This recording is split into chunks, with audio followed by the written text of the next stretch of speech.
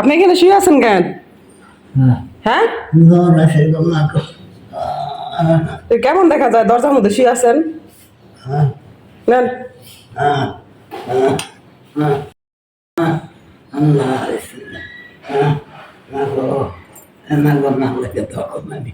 আল্লাহ আমার তুমি বাপালে রাখো মাহবুদ মাহবুদ হোক আমার বরকতে সালামত আল্লাহ রাখো আল্লাহ আমার মায়া আমার সাহায্য করছে আল্লাহ তুমি দেখছো আল্লাহ আল্লাহ আপনার ছেলে পেলে নাই? মাগো ছেলেবেলা আছে দুইটা বিয়ার সাথে কইলা গেছে গামা আপনার বাড়ি কোথায়? আমার বাড়ি তো এই দিঘির পার দিঘির পার? কোন দিঘির পার? আড়াই পার ওই যে কলেজ পাড়ার ওইখানে? ও আচ্ছা আচ্ছা। দোয়া করলাম আমার লাগিয়া আচ্ছা, আস্তে আস্তে যান। আপনি এখানে শুয়ে থাকলে খারাপ দেখা যায় না দরজার সামনে? না মাইও দাম কমা জায়গা মাইও আমাদের যৌথ জীবনে বই এনেছিলেন দাদা দাদি মা বাবারা। সেখানে দুঃখ ছিল, ছিল বেদনা, কিন্তু সব কিছু ভাগ করে নেওয়ার মতো মানুষও ছিল। সেই জীবনে আদিম বিবেচনা করে আমরা আধুনিক নিঃসঙ্গ স্বাধীনতা বেছে নিয়েছি ঠিক, কিন্তু হারিয়েছি সঙ্গ।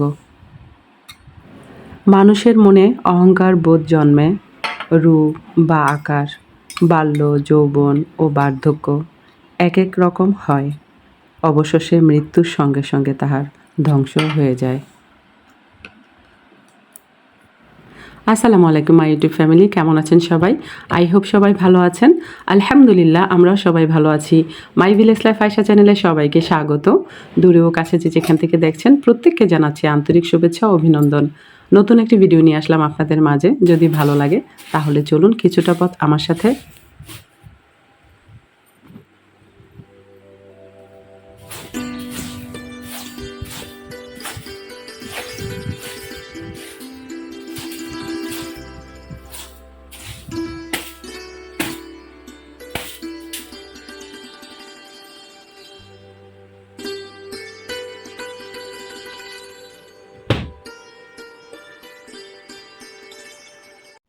গুড মর্নিং সবাইকে।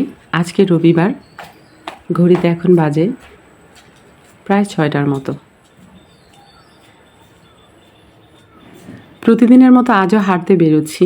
মাঝে মাঝে তো বের হতে পারি না বৃষ্টির কারণে বা অন্যান্য ঘরের এক্সট্রা কাজ থাকে সেজন্যে, কিন্তু যখন সময় পাই তখন হাঁটতে ঠিকই বেরিয়ে যাই।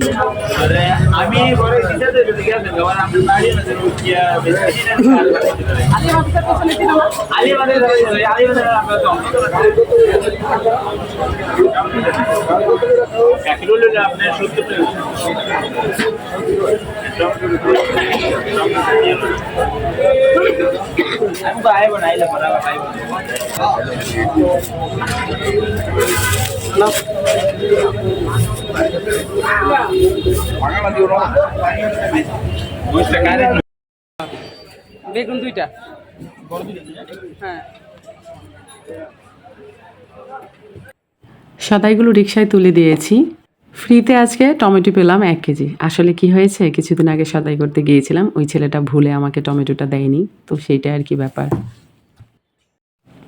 এই মুহূর্তে যারা আমার ভিডিওটি দেখছেন সবার জন্যে এই গন্ধরাজ ফুলটির শুভেচ্ছা। আর যারা আমার ইউটিউব চ্যানেলটি সাবস্ক্রাইব করেননি, যদি আমার ভিডিওর কোনো অংশ ভালো লাগে তাহলে সাবস্ক্রাইব করে আমার বন্ধু হতে পারেন।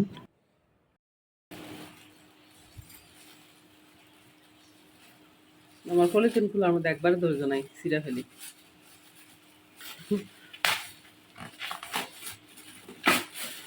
আপু বলছে লাউ আনতে, খাইতে ইচ্ছা করতে।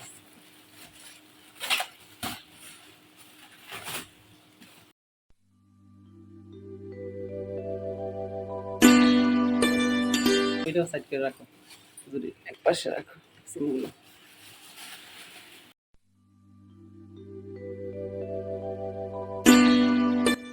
লোকে মুখে শুনি জিনিসপত্রের দাম নাকি কমেছে, ঘোড়ার ডিম কমেছে। কিছুই কমেনি, বরং কিছু কিছু জায়গায় আরও বেড়েছে। তো যাই হোক, ফুলকপি আর সিম দিয়ে আজকে রান্না করব তরকারিটা। অনেক দিন পর আমি এই তরকারিটা রান্না করতেছি, মানে সিম আর ফুলকপি।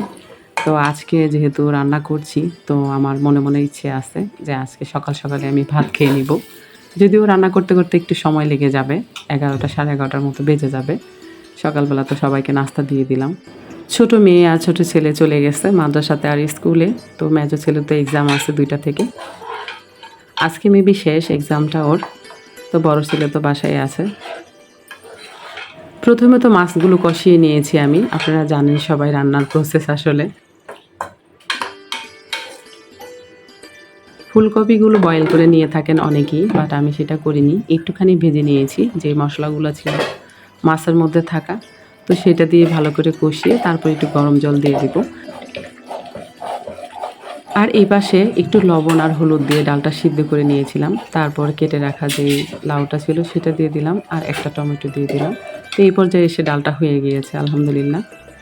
এবার লাউর ডালটার মধ্যে বাগার দিতে হবে, যে কারণে আমি এখানে রসুন দিয়ে দিলাম আর অল্প একটু কালো জিরা দিব 2টা শুকনা মরিচের সাথে।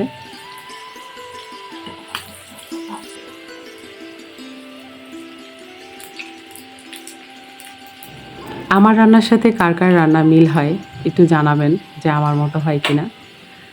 এক একটা মানুষের রান্নার ধরন আসলে এক এক রকম হয়, আর এক একটা ফ্যামিলি আসলে এক একটা রান্না খেয়ে অভ্যস্ত।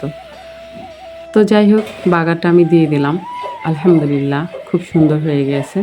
বেসিক্যালি লাউর ডালটা যদি একদম পাতলা করি সেটাও কিন্তু খেতে ভালো লাগে না, একটু পাঁচতে লাগে। আবার একবারে শুকনাও করা যায় না, তো মাঝামাঝি রাখতে হয় আসলে লাউর ডালটা। তো এই দিকটা মোটামুটি কষানো আমার হয়ে গিয়েছে। এবার গরম পানি দিয়ে দিব পরিমাণ মতো। তবে ফুলকপির তরকারিটাও সেম, এটা যদি অনেক পানি দিয়ে রাখেন তাহলে একটু পাঁচের ভাব থাকে, একটু গামাখা গামাখা হলে আসলে টেস্টটা একটু বেশি লাগে। এবার আমি সিদ্ধ হওয়ার জন্য ঢেকে রাখবো বেশ কিছুক্ষণ।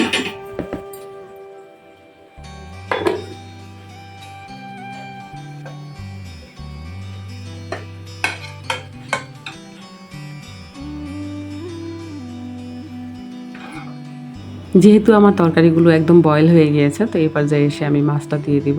এবার মাছটাও 90% কুক ছিল আর তরকারি তো কুক হয়ে গেছে। তো এবার জাস্ট আমি একটু কাঁচামরিচ দিয়ে ধনেপাতা দিয়ে দিব। কিছুক্ষণ রাখার পরে আলহামদুলিল্লাহ আমার তরকারিটা ডান হয়ে যাবে।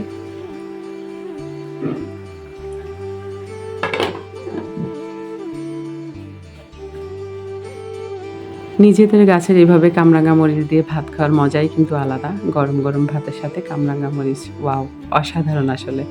আমার তো এখনই জিভে জল আসছে, খাওয়ার সময় তার জল আসবে মানে চোখে নাকে জল এসে যাবে একদম। তো বন্ধুরা, আমার ভিডিও যদি আপনাদের ভালো লেগে থাকে তাহলে অবশ্যই লাইক কমেন্ট শেয়ার করবেন, পাশে থাকা বেল আইকনটি ক্লিক করে দেবেন যেন নেক্সট ভিডিও পোস্ট করার সাথে সাথে নোটিফিকেশনটি পেয়ে যান। ভালো থাকবেন, সুস্থ থাকবেন, নিরাপদে থাকবেন, পরিবারকে সময় দেবেন আর অবশ্যই পজিটিভ থাকবেন। আজকের মতো এখানেই রাখছি, দেখা হবে নতুন কোনো ভিডিওতে।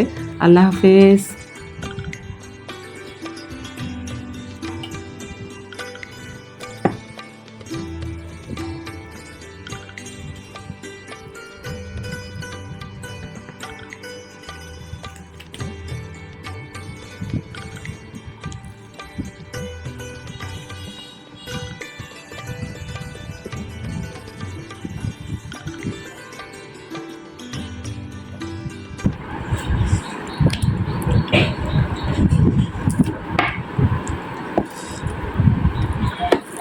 দেখো কামরাঙা মরিচ মানুষ এভাবে খায়।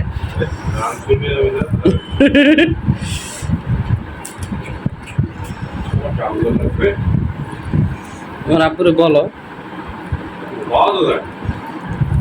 ঢাকা থেকে যাই নিয়ে আসো।